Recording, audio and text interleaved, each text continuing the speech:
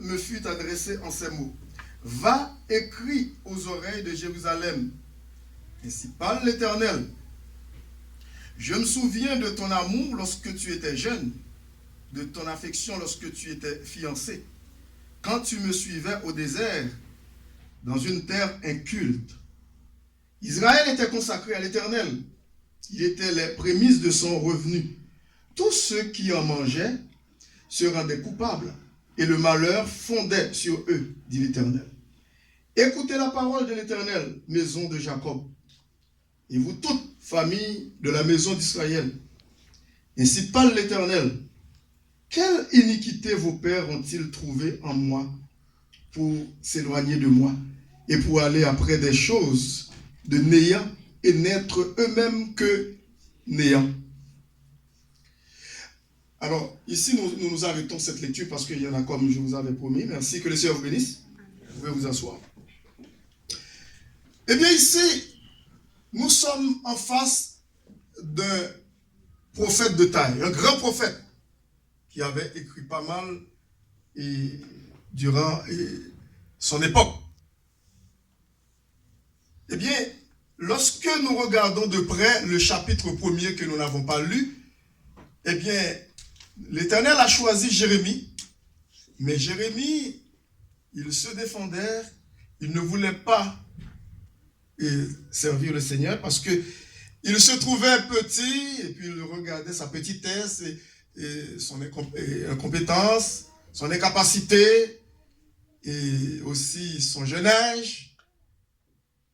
Ici au verset 1er, il dit parole de Jérémie, fils de Hilkija, l'un des sacrificateurs d'Anatote, dans le pays de Benjamin. La parole de l'Éternel lui fut adressée au temps de Josias, fils d'Amon, roi de Juda, la 3e année de son règne, et au temps de Joachim, fils de Josias, ce sont tous des rois et de Juda et d'Israël, roi de Juda, jusqu'à la fin de la 11e année de Sédécias, fils de Josias, roi de Juda, jusqu'à l'époque où Jérusalem fut emmenée en captivité au 5e mois. Captivité, c'est à Babylone, mais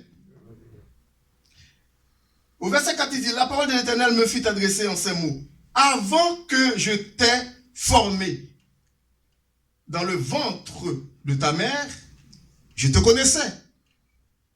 Et avant que tu sois sorti de son sein, je t'avais consacré.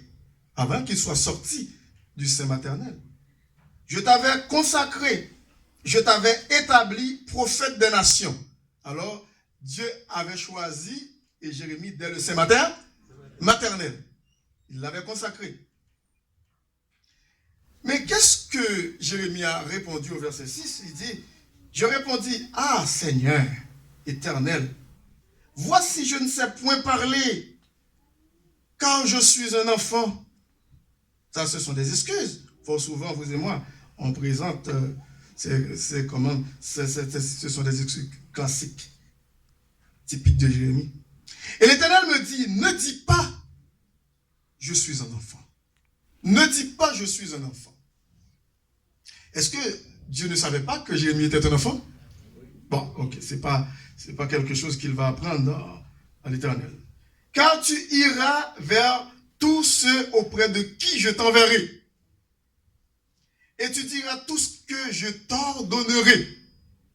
Tout d'abord, bon Dieu dit, m'a voyé vers tout ça qui veut dire, m'a voyé auprès de tout le monde que vous pouvez parler à eux-mêmes. Et puis, il dit que m'a mettez parole dans la bouche pour que vous capable de transmettre ça que m'a ordonné au dit, parce que vous pas de dire pour parole. Ne les crains point. Il dit pas craignons, ne les crains point. Car je suis avec toi pour te délivrer, dit l'Éternel. Et puis l'Éternel fait un bagage qui est vraiment important pour Jérémie, pour que le capable apte pour le ministère, le verset 9. Puis l'Éternel étendit sa main. Qu'est-ce qu'il a fait? Qu'est-ce que l'Éternel a fait pour Jérémie? Puis l'Éternel étendit sa main au verset 9. Qu'est-ce qu'il a fait? Et toucha ma bouche, dit-il. Pourquoi il a touché sa bouche? Pourquoi l'Éternel Dieu a touché la bouche de Jérémie? Pour mettre sa part, pour la purifier, pour mettre sa parole, pour oindre sa bouche. Ouais. Puis l'Éternel étendit étendit sa main et toucha ma bouche. Et l'Éternel me dit, voici, je mets mes paroles dans ta bouche. Le verset 10, il dit, regarde, je t'établis aujourd'hui sur les nations et sur les royaumes, pour que tu arraches et que tu abattes, pour que tu ruines et que tu détruises, pour que tu bâtisses et que tu plantes. Bon. Ici, le verset 11, il dit, la parole d'Éternel me fit adresser en ces mots. Que vois-tu, Jérémie? Que vois-tu, Jérémie? Je répondis, je vois une branche d'amandier. Et l'Éternel me dit, tu as bien vu, car je veille sur ma parole pour l'exécuter. La parole de l'Éternel me fut adressée une deuxième fois en ces mots. Que vois-tu? Hein? Jérémie, que vois-tu? Je répondis, je vois une chaudière bouillante du côté du septentrion. Septentrion, c'est vers le nord. Hein? C'est vers le nord. Septentrional. Et l'Éternel me dit, c'est du septentrion que la calamité se répandra sur tous les habitants du pays. C'est vers le nord, c'est du nord que viendra la tempête. Lorsque je dis tempête, ce sont des nations qui vont attaquer Israël. Au verset 15, il dit, car voici, je vais appeler tous les peuples des royaumes du septentrion, du nord, dit l'Éternel. Ils viendront et placeront chacun leur siège à l'entrée des portes de Jérusalem, contre ses murailles, tout autour et contre toutes les villes de Juda. C'est pas beau, hein? Ça va être grave. Je prononcerai mes jugements contre eux à cause de toute leur méchanceté, parce qu'ils m'ont abandonné. Écoutez, parce qu'ils m'ont abandonné et ont offert de l'encens à d'autres dieux. Est-ce que vous êtes là? Ah oui, parce que le message est prononcé à Jérémie. Jérémie prend le fond de travail. Il dit, et parce qu'ils se sont prosternés devant l'ouvrage de leurs mains, ce qu'ils ont fait. Et toi, Jérémie, et toi, ces terrains, lève-toi. Qui veut dire, mettez garçon là. Mettez garçon là. Est-ce qu'on là? Bon, il dit, et toi, ces terrains, mettez ceinture. Lève-toi et dis-leur tout ce que je t'ordonnerai. Il dit, ne tremble pas. Au verset 17, est-ce que le verset 17 ici est là? Ne tremble pas en leur présence, de peur que je ne te fasse trembler devant eux. Si jamais tu trembles devant eux, moi je vais te faire trembler vraiment devant eux. Pourquoi l'Éternel dit ça à Jérémie? Parce que c'est lui qui l'a choisi. C'est lui qui l'a choisi. Et puis il dit, voici au verset 18, voici je t'établis en ce jour sur tout le pays comme une ville forte, une colonne de fer et un mur d'airain contre les rois de Juda, contre ses chefs, contre ses sacrificateurs et contre le peuple du pays. Ils te feront la guerre, mais ils ne te vaincront pas, car je suis avec toi pour te délivrer, dit l'Éternel. Bon, ça c'est une introduction que je fais pour le chapitre 2, pour comprendre le contexte dans lequel Dieu lui-même lui appelait Jérémie. Jérémie est un prophète. Le thème de ce livre, c'est avertissement et jugement. Avant que bon Dieu juge le peuple, ça le fait. Il avertit. Est-ce qu'on l'a? Avant que bon Dieu voie un jugement sur le peuple, il avertit. Est-ce qu'on t'a même bon Dieu voie un jugement sur le peuple avec vous? Non. Vous t'avez même parlé avec vous avant, c'est pas vrai? Eh bien, bon, c'est ça. Eh bien, bon Dieu, son Dieu d'amour. Avant que il lance, il prononce un jugement contre moi avec vous, il avertit. Qui veut dire, si moi avec vous, nous te connaissons négligence, ça dit bon Dieu avertit, c'est pas vrai? Personne n'est pas capable de dire bon Dieu par avers. Est-ce qu'on a? Personne n'est pas capable de dire que bon Dieu par avertir. Qui veut dire, avant bon Dieu, fouettez moi avec vous, il avertit. Et c'est exactement ça que il fait pour le peuple d'Israël et aussi pour la maison de Juda. Et c'est avertissement et jugement. Le livre ça a été écrit au 7e siècle. c'est contemporain d'Ésaïe, c'est à peu près 700 à 800 ans avant que Jésus-Christ vienne sur la terre. Alors, comme nous voyons que l'auteur là, c'est Jérémie lui-même. Eh bien, bon Dieu t'a choisi Jérémie pour une mission qui est tellement difficile, au point que il était obligé d'investir Jérémie d'une grande autorité pour le dire, pas besoin d'inquiéter, parce que m'avec vous, pas prendre trembler devant eux, parce que si vous tremblez, moi-même, tout m'a fait trembler. Qui veut dire, le serviteur de l'Éternel n'est pas doué trembler lorsque la parole de Dieu. Et ce n'est pas seulement un pasteur qui n'est pas doué trembler, mais tout chrétien qui est solidement ancré en Jésus-Christ, ou observe mon Dieu, depuis que vraiment dans la vérité, ou pas doué trembler, parce que Jésus-Christ est avec vous. Amen. Il dit qu'il est avec nous. Ne craignez, je t'aime, car je suis avec toi. Eh bien, chapitre 1er a terminé, parce que chapitre 1er, c'est l'appel de Jérémie, c'est que bon Dieu l'a appelé Jérémie, l'a investi d'une autorité pour qu'il soit capable de détruire, pour le capable d'abattre, comprenez, dans la nation d'Israël, et aussi pour le capable de construire, pour le capable de bâtir. Mais il connaît que Jérémie peut faire face à une grande opposition. Est-ce que vous êtes là? Jérémie va faire face à une grande opposition. Quiconque se met debout pour le Seigneur, eh bien, il y aura une grande opposition. Quand on se met debout pour la vérité, pour défendre la parole de Dieu, l'évangile, toutes sortes d'injustices, eh bien, vous faites face à l'ennemi qui s'acharne contre nous. Et c'est pour cette raison que l'Éternel Dieu dit à Jérémie, ne crains pas, car je suis avec toi. Je t'établis comme une ville forte. Et dans le chapitre 2, l'Éternel va dire, qu'est-ce qui s'est passé avec la nation d'Israël. Depuis au chapitre 1er, il avait expliqué ce qui s'est passé. Mais au chapitre 2, il va encore ajouter des choses. Parce que les enfants d'Israël, au lieu de continuer à servir le Seigneur, eh bien, ils servaient les idoles. Est-ce que vous et moi, parfois, nous n'avons pas tendance de servir les idoles? Peut-être, vous pensez que c'est tout simplement on s'agenouille devant des statues. Non, non, non. Il y a des choses qui prennent la première place dans notre vie au lieu de laisser Dieu prendre sa première place. Ça, ce sont les idoles. Ça nous empêche d'être agréable à Dieu. Ça nous empêche de le servir. Et ça entrave son œuvre salvatrice dans notre vie. Ça empêche que le Saint-Esprit de Dieu continue à œuvrer dans notre vie pour faire de nous ce qu'il voulait que nous devenions. Et c'est pour cette raison que Dieu nous avertit. Il faut faire très, très, très attention. Il envoie des avertissements avant d'envoyer des jugements. Avertissement et jugement. Eh bien, au chapitre 2, il dit, la parole de l'Éternel me fit adresser. Bon, il veut dire, au chapitre 2, c'était adressé aussi au chapitre 1, mais maintenant c'est le chapitre 2. Pour expliquer en détail à Jérémie, eh bien, pourquoi il prend cette position contre son propre peuple, et pourquoi lui, il l'a établi comme chef pour diriger son peuple.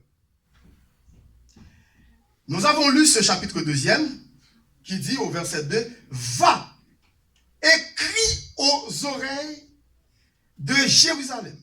Là, il dit, va et crie aux oreilles de Jérusalem, ce sont les habitants de Jérusalem. Va, crie aux oreilles de Jérusalem. Ainsi parle l'Éternel, il dit, je me souviens de ton amour. Est-ce que vous vous souvenez que dans l'Apocalypse, il y avait un reproche comme ça à une église? Ton premier amour, c'est l'église d'Éphèse. Vous vous souvenez? L'église d'Éphèse, au patron de ça? Lorsque bon Dieu te dit ça? C'est Jésus qui reproche qui t'a adressé à l'église d'Éphèse. Tu as abandonné ton premier amour. Eh bien, ici, au chapitre 2, au verset 2, écoute, il dit, va, et crie aux oreilles de Jérusalem, ainsi par l'Éternel. Je me souviens de ton amour lorsque tu étais jeune. Lorsque vous acceptez Christ comme sauveur personnel, vous zélé, tout en feu, en flamme. Mais au fur et à mesure, il a cheminé dans l'évangile, il a commencé à refroidir. Il a commencé à refroidir. flamme a commencé à baisser. Eh bien, c'est exactement ce qui s'est passé avec les enfants d'Israël. Je me souviens, dit le Seigneur, de ton amour quand tu étais jeune, lorsque tu étais jeune. Écoutez, il y a une autre expression que Dieu a employée après son amour. C'est quoi? De ton affect? De ton affection. Écoutez, il s'affectionnait aux choses de Dieu autrefois. Mais maintenant, il n'y a plus d'affection. Est-ce que vous êtes là? Plus d'amour, plus d'affection. Il y a deux choses qui font défection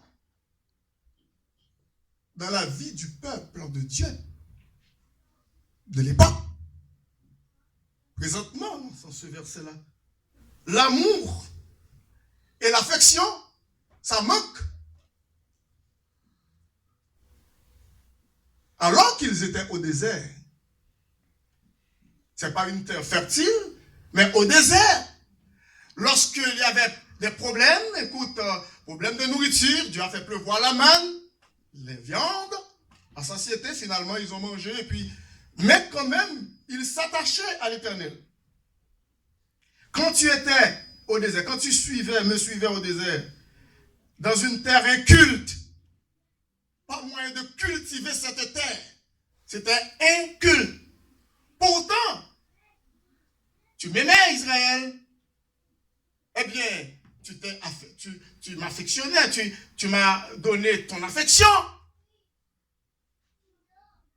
Au verset 3, il dit, Israël était consacré à l'Éternel. Ça, c'est un autre mot encore. Israël était consacré à l'Éternel. Qu'est-ce que ça veut dire consacré? Mis à part. Mis à part.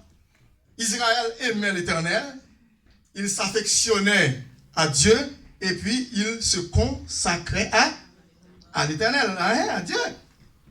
Israël était consacré à l'Éternel. Et puis il dit, il était la prémisse de son revenu. Qu'est-ce que ça veut dire prémisse? C'est premier, oui c'est ça. Premier résultat, c'est premier offrande, c'est ou même tout entier. Ça que vous possédez ou retirez première portion. Est-ce qu'on l'a? Ça qui bon, puis belle là, c'est lui ou l'Éternel. C'était autrefois. Mais qu'est-ce qui s'est passé maintenant, aujourd'hui? On se voit à travers la nation d'Israël. Il dit, dans verset 3, Israël était consacré à l'Éternel, il était la prémisse de son revenu. Tous ceux qui en mangeaient se rendaient coupables parce que ils n'ont pas doué prendre prémisse là pour faire ça avec lui. Tous ceux qui en mangeaient se rendaient coupables et le malheur fondait sur eux, dit l'Éternel.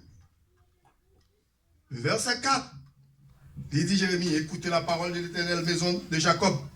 Maison de Jacob, parce que Jacob c'est Israël, vous connaissez ça très bien. Et vous toute famille de la maison d'Israël. Il dit, ainsi parle l'Éternel.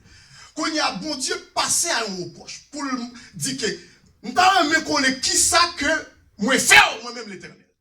Qui ça joindre moi-même comme iniquité, comme défaut.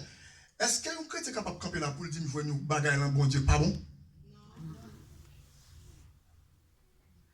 Il dit, ainsi parle l'Éternel, verset 5. Quelle iniquité vos pères ont-ils trouvé en moi? Dis-leur donc, Jérémie. Dis-leur, Jérémie. Quelle iniquité vos pères ont-ils trouvé en moi pour s'éloigner de moi?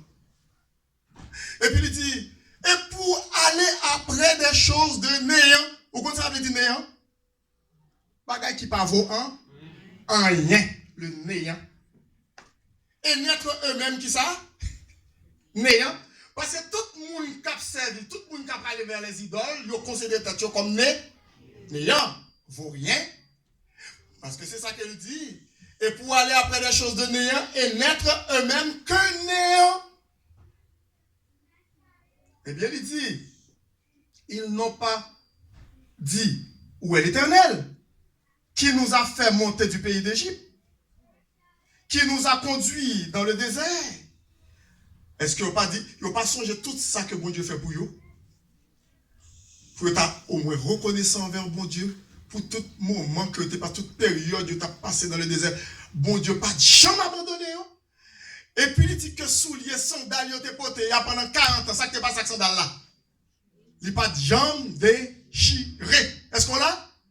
Pendant 40 ans, pour un peuple avec même souliers à la pied, l'a traversé le désert pendant 40 ans. Souliers n'a pas jambes déchirées. Pieds n'a pas jambes enflés. Est-ce qu'on l'a? Mais c'est grâce bon Dieu, est-ce qu'on l'a? On pas dire bon Dieu merci pour tout ça le fait pour pendant tout tant que on vit ici sur cette terre depuis dans notre pays natal jusqu'à nos jours. Si nous t'avouons, bah bon Dieu action de grâce pour nous reconnaissons envers lui. Nous pas jamais capable de finir. Écoute là, restons n'a vivre ici sur cette terre. Ce serait trop peu pour dire tout ce que Dieu a fait pour nous. Depuis dans le sein maternel. Fort souvent, au lieu que nous reconnaissons envers bon Dieu, nous plutôt faisons l'autre bagaille pour irriter l'Éternel. Au lieu de nous battre première place dans la vie, nous plutôt bailler l'autre bagaille première place. Et c'est ça que les enfants d'Israël étaient fait. Et puis il dit, au verset 6, ils n'ont pas dit, où est l'Éternel qui nous a fait monter du pays d'Égypte, qui nous a conduits dans le désert, dans une terre aride et pleine de fosses, dans une terre où règne la sécheresse et l'ombre de la mort, dans une terre où personne ne passe. Ou pas qu'on a pour Dieu faire route pour côté pas de route, est-ce qu'on l'a avec moi? Ou pas qu'on a pour Dieu tracer son chemin, ou pas comment faire passer le chemin ça parce qu'il n'y a pas de route? C'est exactement ça que l'a dit. Comment faire ou pas poser cette question? Côté bon Dieu ça que avec yo, alors était dans le désert et bon Dieu ça a été fidèle, même lorsque tu es infidèle. Qui nous a conduits dans le désert, dans une terre aride et pleine de fosses. Fosse qui veut dire trou. Cimetière. Dans une terre où règne la sécheresse et l'ombre de la mort. Dans une terre où personne ne passe. Et où n'habite aucun homme. Là, nous songeons toute merveille, bon Dieu passe avec nous. Toute bagaille, bon Dieu fait pour nous. Mes amis, il faut nous reconnaissant. L'an verset 7, là, il dit, je vous ai fait venir dans un pays semblable à un verger. Vous connaissez ça veut dire verger? C'est le côté qui vient, comprendre, comme si agriculture, plantes, fruits, tout bon bagaille, oui. On comprend, jardin de délices, oui, verger, oui. Quand on va jouer dans pile manger, oui. Il retire dans le désert, là, il met un côté, comme dit David, dans Psaume 23, dans 2 vers pâturage. Bon Dieu prend pile dans nous-mêmes, il retire nous côté de ou qu'on a qui pays m'a dit où. Il mette nous là, et puis c'est attends un grave. Est-ce que c'est pas vrai? Mais c'est vrai. Je songe là, parce que nous sommes jeunes garçons au secondaire, moun qui a gravi montagne, qui peut les boutilliers. Oui, allez, montez. Pour aller on t'y visa. Parfois, mon allez, pas de manger, pas de rien, pas de l'eau, ou pas même besoin de digérer, pas de l'eau. Bon de l'eau. Et puis, bon Dieu, l'homme, bon Dieu, délivré l'île vini, il n'y a pas de temps pour l'Éternel. Il dit le verset 7, je vous ai fait venir dans un pays semblable à un verger pour que vous en mangiez les fruits et les meilleures productions. Meilleures productions. Est-ce que c'est pas vrai? Est-ce que c'est menti? Moi, avec vous, est-ce que nous pas manger meilleure production? Parfois, pas qu'on nous même petite terre, natif natal, c'est une poubelle la fouiller. Vous connaissez ça? Et puis, vous même pendant ce temps, moi je me lève qui avec famille. Et puis, vous venez bon côté pour vous demander de manger. Vous dans la rue, vous demandez des sous. Comme ça va exister pour nous. Mais c'est grâce bon, bon Dieu, vous venez dans le propre pays. Quelqu'un qui bâtit caillou, pas qu'à être là dans banque saisir, ou même qui vient lâcher. Vous va dire Amen. Oh, il faut nous reconnaître ça, oui. L'idée des enfants disaient que, comme si je mets dans le pays côté ou pas planter, ou venir récolter soit pas blanc, soit planter. Ou bâtir dans le cas, ou habiter dans le cas et qu'on pas bâti. Ou manger fruits que ou pas plan, ou planter. Mais effectivement, c'est ça qui vient nous. Et puis, lors de nostalgie, où tu as dit quoi que, manger la caille, il vient là, oui. Manger à venir ici, oui. ou manger des patates ou bien, ou manger des, comment on a dit ça, yamou, maçon belou. Sans pas besoin de travailler pour aller. Bon Dieu, vous voyez le bas, bah où? Ou pas dire bon Dieu merci? De telle sorte qu'on n'a pas besoin de soucis pour dire mes amis, me songer. Ou pas besoin de passer là. Oui. Bon Dieu, ça son Dieu d'amour, son Dieu de miséricorde, son Dieu de grâce, son Dieu de bonté, de compassion et de fidélité. Mais nous ne pas comprendre ça. Faut souvent nous abandonner l'enclin, nous faire l'autre route, mais lui, ouais. Il dit les meilleures productions. Mais vous êtes venus et vous avez souillé mon pays. Et vous avez fait de mon héritage une abomination. Dit l'Éternel. Gagnez 3 points avant de terminer, que nous sommes capables de retirer dans le passage ça.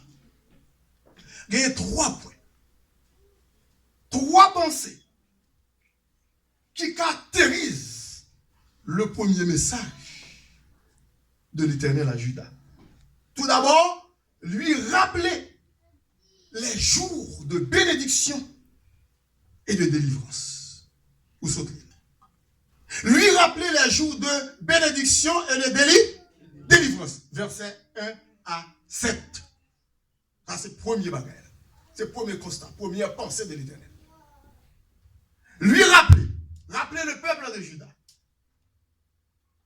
les jours de bénédiction et de délivrance. Deuxièmement, lui reprocher, après lui avoir rappelé les jours de bénédiction et de délivrance, deuxième point, c'est lui reprocher son abandon de Dieu. Son abandon de Dieu. Malgré mon Dieu fait nous grâce, il prend soin de nous, il n'a pas jamais abandonné nous. Écoute, il bénit nous, mais nous abandonnons. Nous abandonnons. Papa dit, pasteur Leven, pas abandonner mon Dieu. Oui, mais façon que m'a servi mon Dieu est comme si m'était abandonné. Abandonné. Parce que premier amour que m'était gagné pour lui, m'pas well. Affection que m'était gagné pour mon Dieu, m'pas well. Est-ce qu'on là?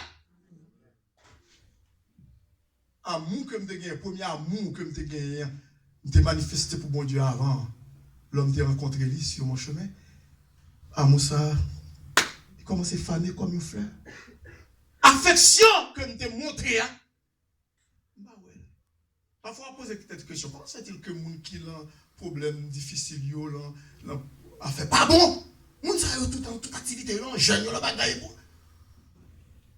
Font une visite, font un voyage pour dans le pays natal. Moun yo pas manger, yo pas yo écoute, dans pile là yo pas de moyen. Mais moun ça tout le temps dans toutes les réunions de l'église. Est-ce qu'on a? Ou pas dit que oui, mais il va chercher visa. C'est vrai, ça qui arrive. En pile là-dedans. C'est ça qui fait que lorsque vous finissez, et puis, premier amour, il tombe. Affection, il finit. C'est ça qui arrive moi avec vous.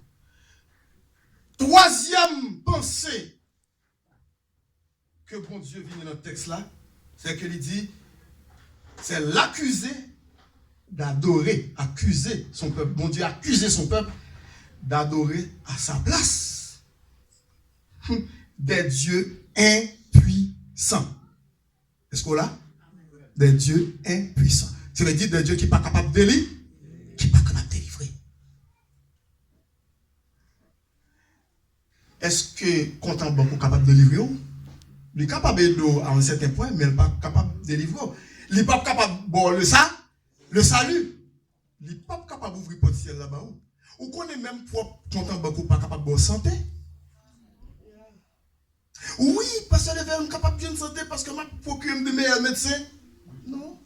Il y a des maladies où fait médecin, meilleur médecin du monde pas capable. Jusqu'à maintenant, il y a des maladies qu'on y a là. Depuis on a été des cancers, d'autres maladies où qu'on est là. Jusqu'à maintenant, on fait recherche, on ne peut pas gagner. Mais est-ce que bon Dieu n'a pas gagné?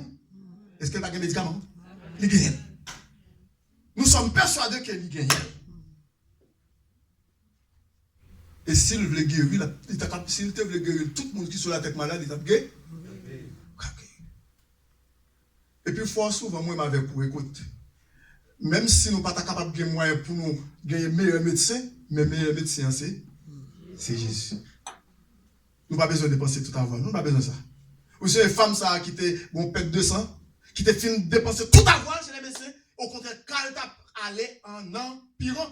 Le jour que elle t'a rencontré Jésus, touché bon vêtement, ça qui est passé? Il guérit. Alors que où étaient les autres médecins? Les meilleurs médecins de l'époque de Jésus? Ils n'étaient pas meilleurs que Jésus. Jésus est le médecin par excellence. Si vous avez besoin de problème ou résoudre, ou qu'on ait un problème, toute mathématique vient, qui est le mathématicien par excellence? C'est Jésus. Si vous avez besoin de faire une chirurgie pour le réussir, qui est le chirurgien par excellence? Qui avait pour la première fois dans l'univers pratiqué la chirurgie, l'intervention chirurgicale? C'est Dieu. Voilà Abraham. Il a endormi Adam. Et puis pour enlever une côte pour former sa femme, Ève. En tout et partout, en tout lieu, c'est lui. Il n'y a pas d'autre. Et lorsque mon Dieu dit dans Esaïe, il dit quoi? Pas bien l'autre Dieu devant face lui. L'Exode 20, il dit ça tout. Il dit dans l'Exode 20, lorsqu'il prend les enfants d'Israël, lorsqu'ils sont venus au Sinaï, lorsqu'ils ont traversé le désert, ils ont traversé la mer Rouge, ils ont monté au Sinaï. Première chose que Dieu a dite aux enfants d'Israël, dans Exode 20, regardez, je vais vous dire, parce qu'il connaît, il était prêt dans un pays idolâtre, parmi un peuple idolâtre. Et puis, premier message que il dit dans Exode 20, regardez bien pour eux. Ça, c'est sur le mont Sinaï. Alors Dieu prononça toutes ces paroles en disant, je suis l'Éternel, qui ça? Ton Dieu qui t'a fait sortir du pays d'Égypte et puis de la maison de servir. Ça le dit. L'homme finit d'identifier qui est. Ça le dit.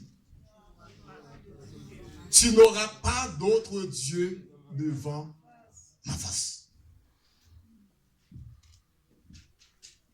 Vous connaissez, l'homme dit une douce parce que Dieu est un Dieu jaloux. Jaloux. L'homme Dieu dit ou pas de l'autre Dieu devant face moi.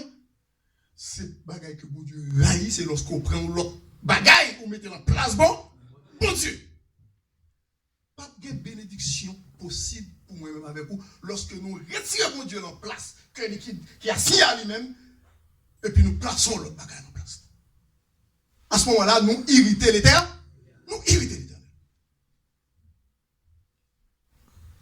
Dieu a accusé le peuple d'Israël d'adorer à sa place des dieux impuissants, des dieux qui ne peuvent sauver, des dieux qui ne peuvent délivrer, des dieux qui ne peuvent guérir.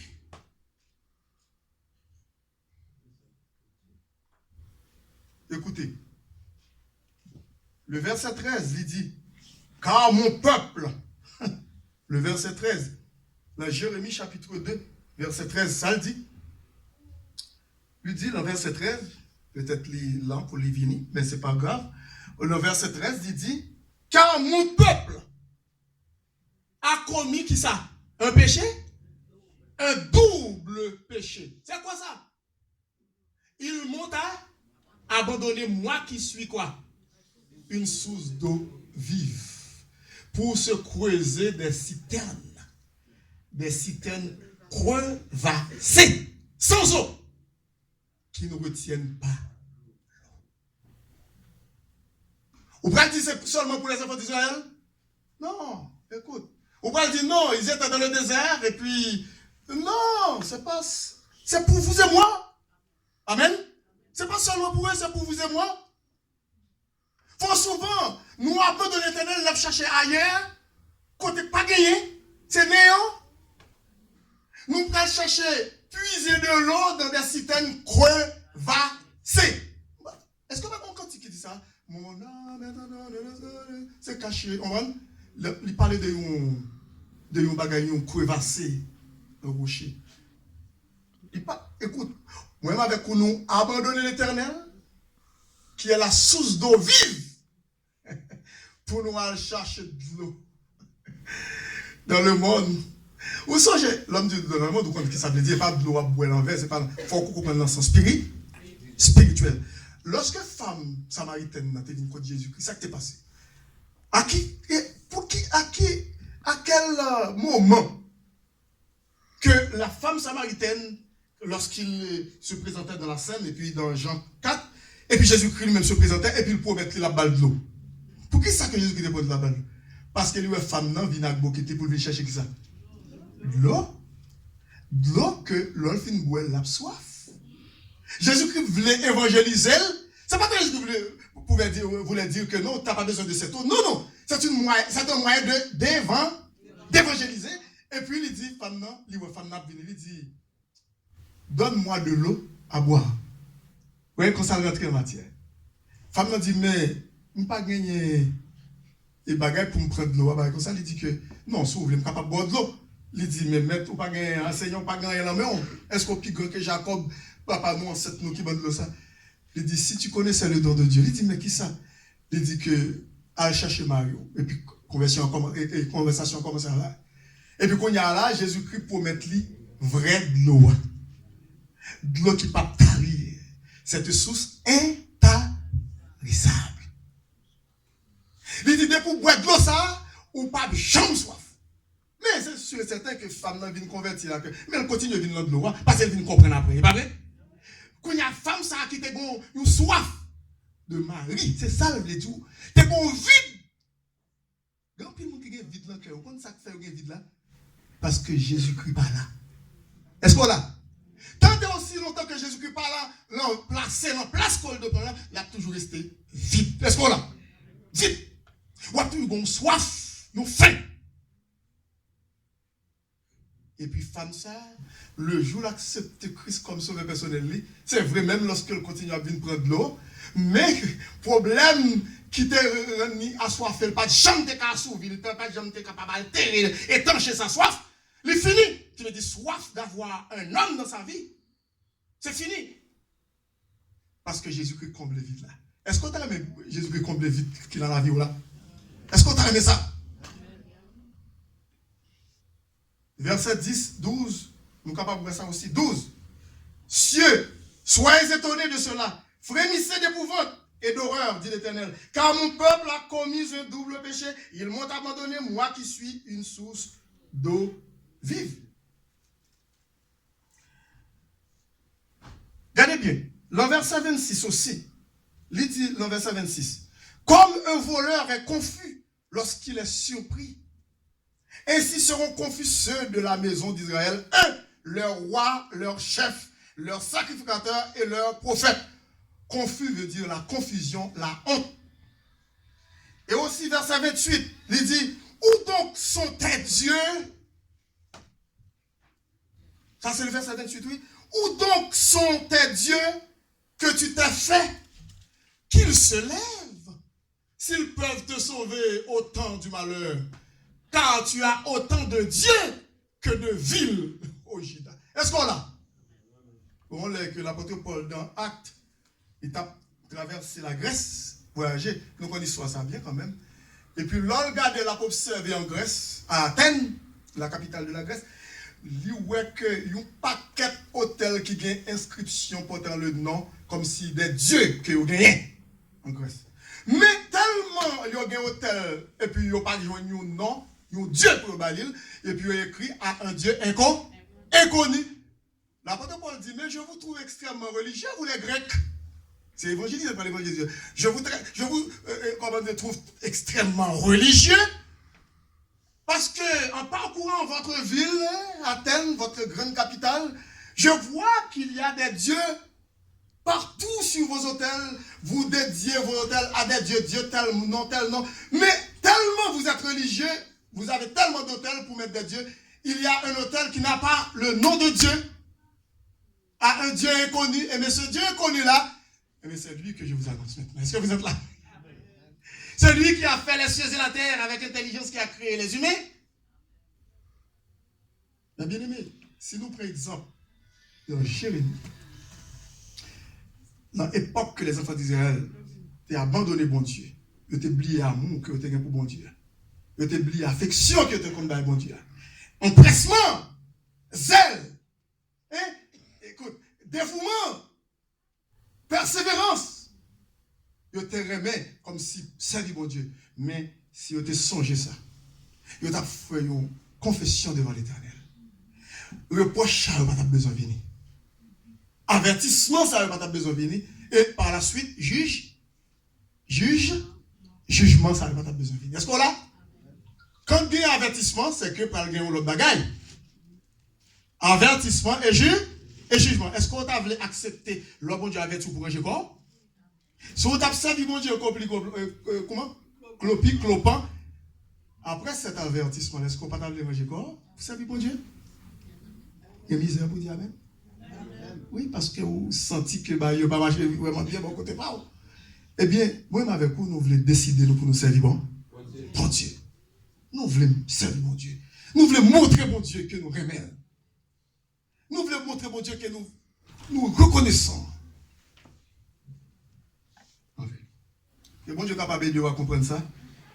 Et que par la suite, moi avec vous, nous sommes capables de faire tous nos efforts avec son aide, l'aide de son Saint-Esprit, à marcher d'une manière agréable, avec zèle. Nous servons mon Dieu. Et jusqu'à ce que Jésus va retourner. L'heure va retourner, nous va apparaître devant présence, il va dire nous, entrer, ça bon? Bon. Et fidèle serviteur. Et non pas infidèle, mais bon et fidèle serviteur et fidèle servant. Parce que tu es fidèle. Pendant que tu as servi sur la terre, vous avez confié de grandes choses. Entre dans la joie. Le moment. Que bon Dieu bénisse.